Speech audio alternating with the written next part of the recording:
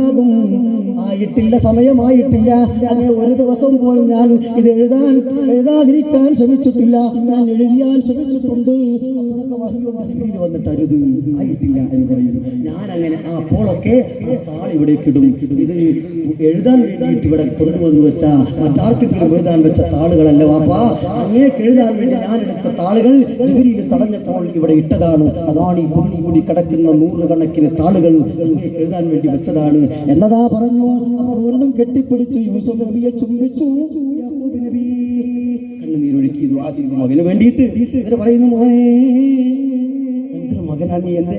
അപ്പോൾ മഹാനായ യൂസുഫ് നബി പറയുന്നു, പിന്നെ അരശാനെ ബാബ മിസ്റാദിൽ മാരിപ്പോളമിരിപ്പാനെ ഇരിക്കണ്ട മൊള്ളിക്കവ പൂരത്താനെ എനിക്കെന്നു ഭാഗത്ത് എടുപ്പാനെ ഒരു വീട് പണിതീർപ്പിൻ മണിമോനെ ഉരത്തിപ്പൊല്ലാനുവാദം കൊടുത്താനേ.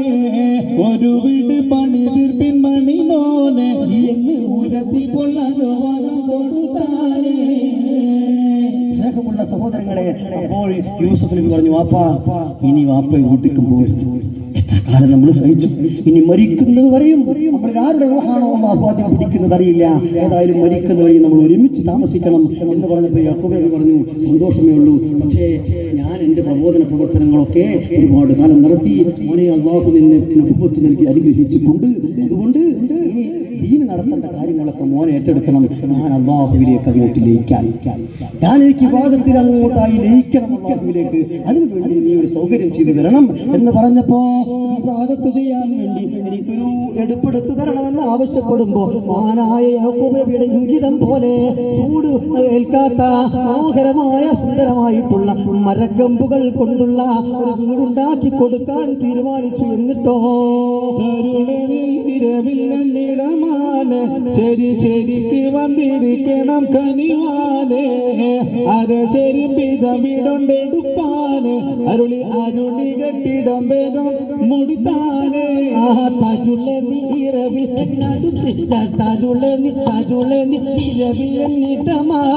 ശരിക്ക് വന്നിരിക്കണം കനിവാനെ അരസരിപ്പിതമിടൊണ്ടെടുപ്പാന് അരുളി കെട്ടിടം വേഗം മുടിത്താനെ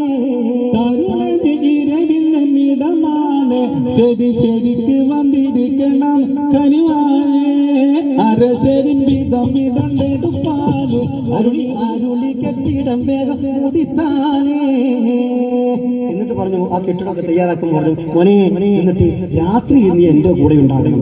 എൻ്റെ കൂടെ ഉണ്ടാവണം എന്ന് പറഞ്ഞാൽ രാത്രി മുഴുവൻ എൻ്റെ കൂടെ ഇരിക്കണം എന്നല്ല, ഞാൻ അവിടെ താമസിക്കുന്നു, അവിടെ നിന്റെ ഒരു സാന്നിധ്യം എനിക്ക് വേണം, നിന്നെ കാണണം എന്ന് പറഞ്ഞു. ആരായ യൂസുഫ് നബി അലൈഹിസ്സലാത്തു വസ്സലാം ആ കെട്ടിടം എടുക്കുകയും എന്നിട്ടോ രാത്രിയിൽ വാപ്പാക്ക് സാന്നിധ്യം വരികയും ചെയ്തു. അപ്പം അന്ന് ഇടയ്ക്ക് കാണാവുന്ന സംവിധാനങ്ങൾ ഉണ്ടാക്കി. അൽഹംദുലില്ലാഹ് സന്തോഷമായി ഇബാദത്ത് കഴിഞ്ഞാൽ വാപ്പാനെ കാണുന്ന സംവിധാനത്തിൽ യൂസുഫ് നബി തയ്യാറായി. അൽഹംദുലില്ലാഹ് സുബ്ഹാനല്ലാഹ്. പ്രിയപ്പെട്ട സഹോദരങ്ങളെ, എന്നിട്ടെന്ത് സംഭവിക്കുന്നു?